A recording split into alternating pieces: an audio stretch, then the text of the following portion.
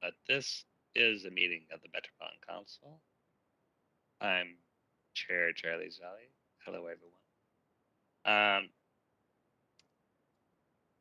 Once again, this is a virtual meeting, and we are still under a executive order by the governor. So we're going to be able to have this meeting by virtue of Minnesota statutes, section 13D.021. So regrettably, we can't actually have public comments directly, but those who might be tuning in, please feel free to send any comments to public.info@metc.state.mn.us, and we will respond in a timely manner.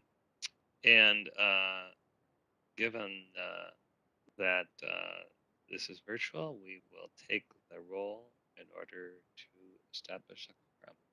So Liz, please call the roll. Atlas Ingebretson. Barber. Here. Chambliss. Here. Cummings. Here. Ferguson. Here. Fredson. Here. Gonzalez. Lee. Here. Lilligren. Here. Lindstrom. Here. Musset. Here. Sterner. Here. Vento. Here. Wolf. Here. Zurin. And Chair Zeli. I'm here. We have a quorum. The agenda, which was sent out in advance, I want you to note that it has been amended prior to this meeting beginning by adding a business item under other business. But unless there is any corrections or objections, I will consider the agenda approved. Which brings us to the minutes for May 26th, 2021. Is there a motion to approve those minutes?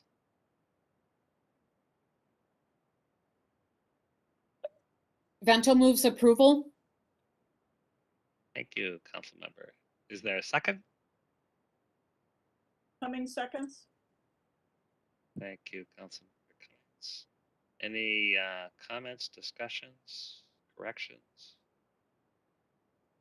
All right, hearing none. Liz, please call the roll. Barber. Aye. Chambliss. Aye. Cummings. Aye. Ferguson. Aye. Fredson. Aye. Lee. Aye. Lilligren. Aye. Lindstrom. Aye. Musset. Aye. Sterner. Aye. Vento. Aye. Wolf. Aye. And Chair Zeli. Aye. The minutes are approved.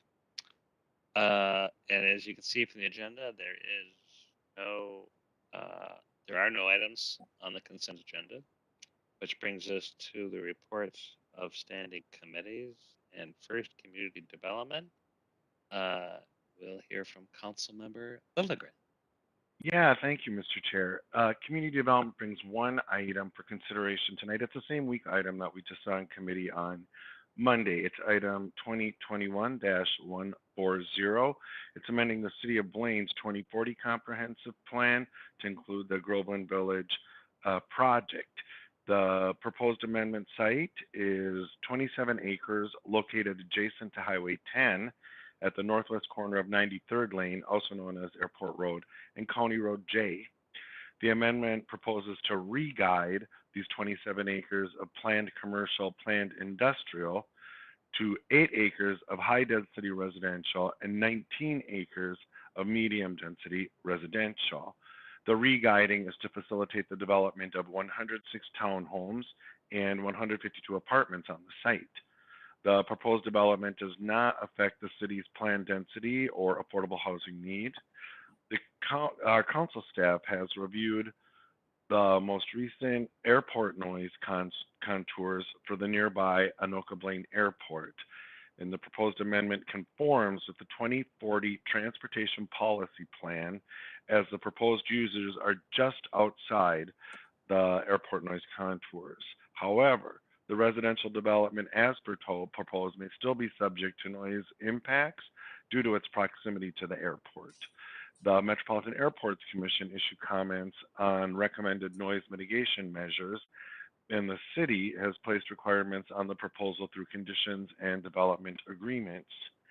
Our council staff found that the proposed amendment conforms to regional systems plans, is consistent with council policies, and is compatible with the plans of adjacent and affected jurisdictions. Mr. Chair, I move that the Metropolitan Council authorize the City of Blaine to place its comprehensive plan amendment into effect, and to find that the amendment does not change the city's forecasts. Also, due to the proximity of the Anoka Blaine Airport, strongly encourage the city to consider suspending the development until updated noise contours are available, and to analyze the impact of noise on the development, and also implement the notification requirements and noise mitigation standards if the city chooses to move forward with this development proposal. And lastly, to advise the city to implement the advisory comments in the review record for forecasts and natural resources. Thank you, Robert. Is there a second? Lindstrom will second that one. Thanks. Any discussion? Hearing none. Liz, you can call the roll. Barber, Aye. Chambliss, Aye. Cummings, Aye. Ferguson, Aye. Fredson, Aye. Lee, Aye. Lilligren, Aye. Lindstrom, Aye. Musse, Aye. Sterner, Aye. Vento, Aye. Wolf, Aye. Zurin, Abstain. and Chair Zelli. Aye. That motion is approved. So there are no reports from the Environment Committee. The next is the Management Committee. Councilmember Ferguson. Thank you, Mr. Chair. The Management Committee has one business item on the agenda. That is business item 2021-122. It is updating the list of authorized financial institutions. So this is the 2021 list of authorized financial institutions amendment. This business item asks the council for approval to amend the 2021 list of authorized financial institutions to add Drake Bank as an approved institution for the certificate of deposit program. The council initiated a certificate of deposit program about a year ago. Under the program, the council invests the funds with qualifying local community banks who have a track record of supporting female and minority-owned small businesses, affordable housing, and the unbanked and community development. The council approved 20 to 25 million for the program. To date, 16 million has been invested in 6 local banks. We are looking to grow the number of banks and fully allocate the program. Banks submitted an application to join the program and are reviewed annually to ensure they are supporting the goals of the program. Drake Bank, located in St. Paul, submitted an application which was reviewed by the Treasury staff and the Investment Committee Review Committee. Drake Bank has demonstrated that they are pursuing initiatives and making local loans which align with the goals of the CD program. They have eased their account opening requirements to make it easier for the unbanked to gain access, and they are financing a female-owned business which provides profitable, portable housing units for homeless veterans. Prior to making a CD investment with Drake Bank, the council policy and the state statute require that Drake Bank be added to the council's list of approved financial institutions. The CD program positively impacts the Thrive outcome of equity, as the banks with whom we invest support female and minority-owned businesses, affordable housing, unbanked programs, and community development. Mr. Chair, the proposed action is that the Metropolitan Council approve amending the 2021 list of authorized financial institutions to add Drake Bank as an approved institution for a certificate of deposit program. Thank you, Chris. Is there a second? Second by Sterner. Great. Any discussion? I will add, I think this is really important program. Initiated it earlier, and I really attribute it to the management committee staff for finding ways for us to help support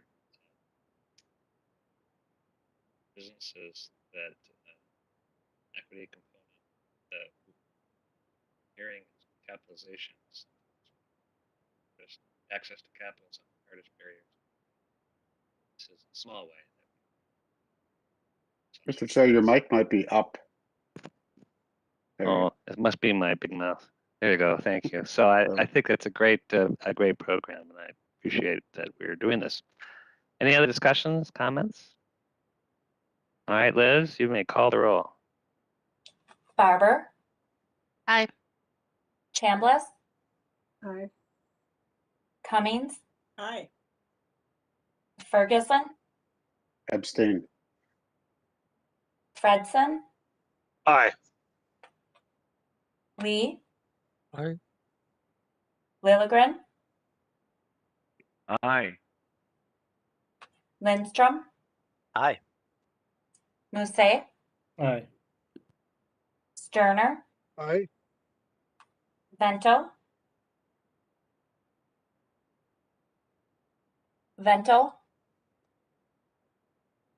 Aye. Wolf, Aye. Zurin, There's an aye. Chair Zelli. Aye. Well, that motion carried. We're on to the Transportation Committee. Councilmember Barber. Thank you, Mr. Chair. Mr. Chair, council members, business item number 2021-125 is regarding approval of 2 contracts for scheduled small bus replacements and expansion. This procurement of 181 replacement buses and 61 expansion buses aligns with the bus replacement schedule and capital improvement plan. The purchase of these buses allows for a reliable fleet and quality transit service. The buses that are scheduled for replacement have exceeded the council's replacement cycle of 5 years and 75,000 miles. There was a discussion at Transportation Committee. Councilmember Cummings asked about the options for the vehicles being replaced, and MTS Fleet Manager Paul Colton responded that as vehicles are decommissioned, the council contacts a list of agencies who have indicated an interest in the retired vehicles, and then the remaining vehicles are auctioned off. Mr. Colton will present an update to the Transportation Committee regarding the buses that are provided to agencies after the buses are decommissioned. Therefore, Mr. Chair, I move that the Metropolitan Council authorize the regional administrator to execute purchase agreements with North Central Bus Sales, MnDOT contract 192553 for up to 107 replacement buses and 36 expansion buses in an amount not to exceed $12,259,000, and Haglund Bus MnDOT contract 192552 for up to 74 replacement buses and 25 expansion buses in an amount not to exceed $8,722,500. Great, thank you, Deb. Is there a second?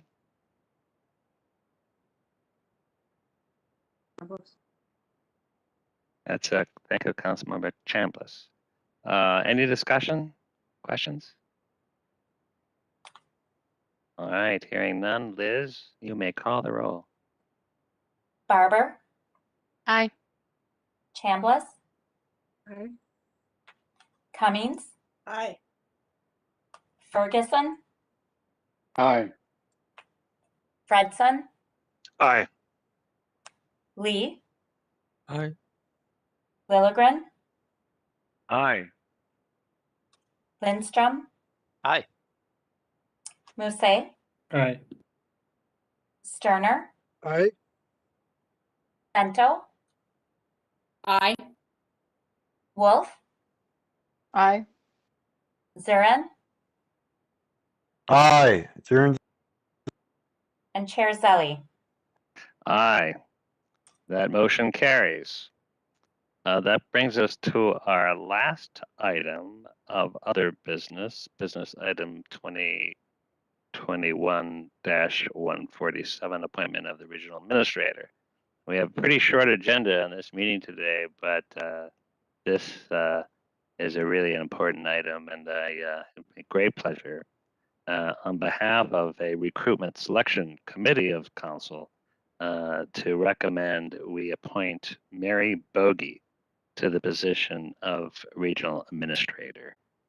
This was maybe to many a natural transition, but it was one that culminated out of a very kind of robust consideration. And maybe as a way to kind of outline that, I want to thank the committee, which was council members Cummings, Barber, Ferguson, Lilligren, and Lindstrom. And maybe Chris Ferguson, you might give us just you can describe a little bit about how we came to this profound recommendation.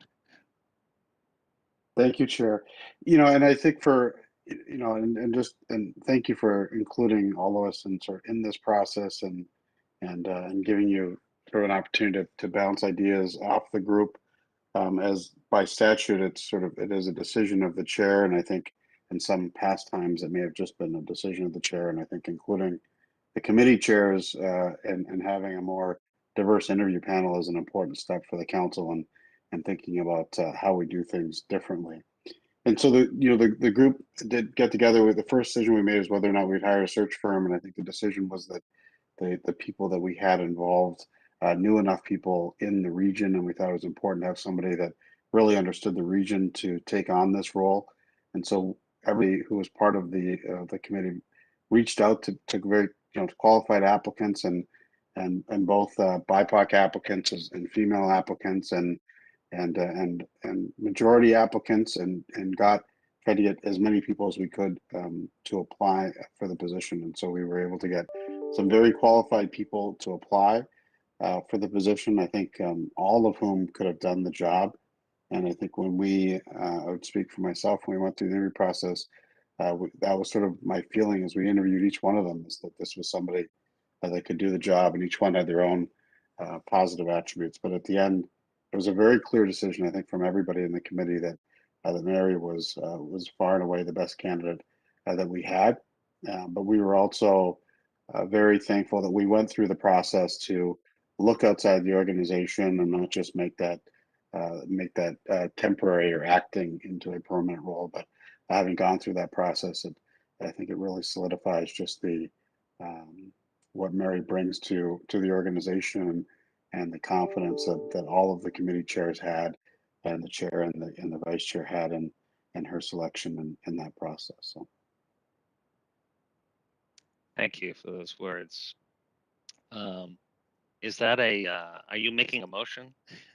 I am, Mr. Chair, making a motion to accept your recommendation to approve Mary Bogie as the next regional administrator for the Metropolitan Council. Thank you. Is there a second? Thank you, Councilmember Lee, and maybe some other comments. Councilmember Cummings. Thank you, Mr. Chair. The work that the Met Council does is so crucial to a thriving metropolitan area, and I think the interest and caliber of the applicants for the regional administrator position reflects that.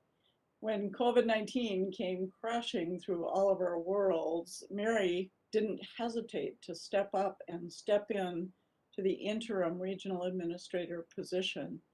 I think her strong leadership skills and the respect that she has from our staff and from this council really helped guide the council through these really turbulent times. It required that Mary wear multiple hats, sometimes all of them at the same time. Mary looked great with a whole lot of hats, but I hope if you're approved, you can go down to fewer hats. And she did it without hesitation. She just stepped in, stepped up, did what needed to be done, and motivated the staff to step in and do what needed to be done, and really brought us through what's been a really challenging time. I think as we come out slowly, we've got many, many challenges that face us. Some of them exacerbated that we already know about, some of them new, and I'm really excited if Mary is approved to see where she leads us. So we're fortunate to have Mary Bogie, if she's approved, as regional administrator, and I'm really excited about this appointment. Thank you. Thank you, Molly. You know, I had to say for my part, it has been such a delight to work with Molly because as chair, I think I speak for all of us, you know, we have to be engaged in so many different ways, but this is a really hard job, and we need to really draw on all of Mary's talents, both all the 18 years of experience she's had, both financially, information technology, organizationally, and truly, Mary, really, when we fully consider even outside talent, really stands head and shoulders above all others. So we're just very fortunate. And I think over a year ago when Meredith said, "I'm just going to step away for a few weeks," you know, but I think Mary will be fine. I agreed with her. I did say I don't think it's going to be 2 weeks. I was right about that. But you know, really, without skipping anything, it has kind of kept everything going during this really challenging, weird year we've had. But now, you know, it's really important for us to have I use the word permanent, but to have an acting administrator, so we can take some of the next steps. We can kind of fill out the organization. And many challenges. We've had great aspirations. And I think it's time not just with Mary, but to have Mary's team really develop now and shed some of those hats, as you say, Molly, but to bring in maybe some more talent, maybe even opportunities for diversity. So we think this is just the really important step. And as the economy emerges, as we are, who knows, we might even meet face to face. You know, but I think really this time comes at a perfect moment for the organization. And Mary, thank you for this past year, and more importantly, thank you for what we have our high expectations going forward. With that, are there any other comments? Because we need to vote. So, all right, hearing none. Liz, please call the roll. Barber, Aye. Chambliss, Aye. Cummings, Aye. Ferguson,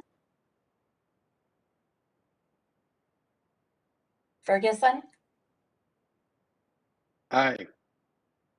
Fredson, Aye. Lee, Aye. Lilligren, Aye. Lindstrom, Aye. Musse, Aye. Sterner, Aye.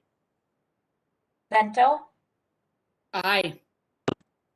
Wolf, Aye.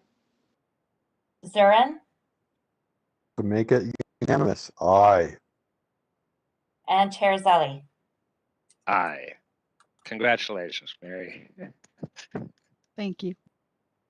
We might go out of order, but do you have any comments you'd like to share, Mary Bogie? Sure, I'd love to, Mr. Chair. Thank you for the opportunity. I'm really humbled by the confidence that the council has in me. And as I was answering the question during the interview of, why do I want this position? I pulled a couple of Post-it notes from my computer that have been there a long time. And one says, believe in it. And I can assure you that I believe in the council's strategic plan, goals and outcomes, and I'm really looking forward to helping us achieve those. And the other one is from Councilmember Ferguson from some time ago when he said, understand the value of making different choices. And that is so ingrained in our strategic plan and the outcomes that we're trying to achieve. And I really look forward, like I said, to helping the council move in that direction. So thank you very much for your confidence in me, and I really look forward to shedding some of those hats. Well, again, congratulations. Does any other reports or items that members wish to share at this point? Sue, Councilman Vento. Thank you, Mr. Chair. I had that great opportunity yesterday to represent Councilmember Gonzalez at the ribbon cutting for the Ravine Landing in the Cottage Grove Ravine Regional Park. And I just want to encourage everyone, if you're looking for a special place to go with family or visitors, it is a gorgeous site and you will have a fabulous time. It's just off of Highway 61, just south of Cottage Grove, and it's just fantastic. You will feel like you're on another planet. It is so lush and beautiful, and there are playground facilities for little ones. There's an area to fish. They have all sorts of opportunities. They even will rent out a fishing pole if you decide you want to fish. So I encourage you to visit there. Washington County has a fabulous park system, and what they have done at this lovely park to make it even more engaging for everyone is tremendous. And it was great to represent the council, which played a role in the county and city and state's efforts to put this together. Thanks. Thank you for sharing that. Any other thoughts, comments, reports? All right, Robert. Oh, yeah, thanks, Mr. Chair. And I just wanted to let my colleagues know that yesterday I participated in the taping of a panel discussion for Metro Transit to recognize Pride Month. And there was a whole collection of transit employees. It was emceed or facilitated by Teen Danger. And some people may know him from, amongst other things, doing his online program, Where Does This Bus Go?, where he gets on a bus route and rides the line to one end and then rides it back. And if you haven't seen them, I encourage you to watch them. They're incredible.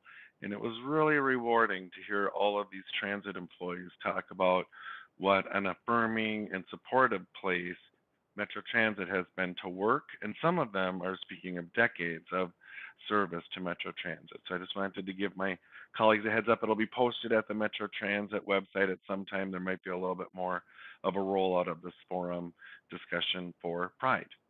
Thanks. Great, thank you for sharing that. Any other council members? Anne, you are here with us. Do you have anything to report?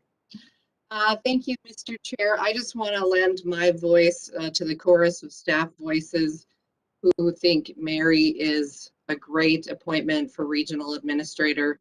And as a person who views the sausage making on a daily basis and really understands it, I don't think you could have picked someone better. So I really appreciate that. And I know the rest of the staff appreciates it as well. So congratulations to Mary. And thankfully, I have nothing else to report.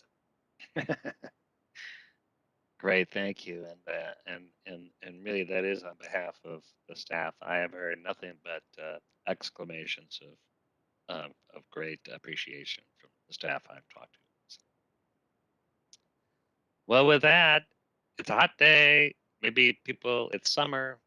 I'm sure things that people would like to do. So enjoy the rest of the afternoon. I think our work here is done.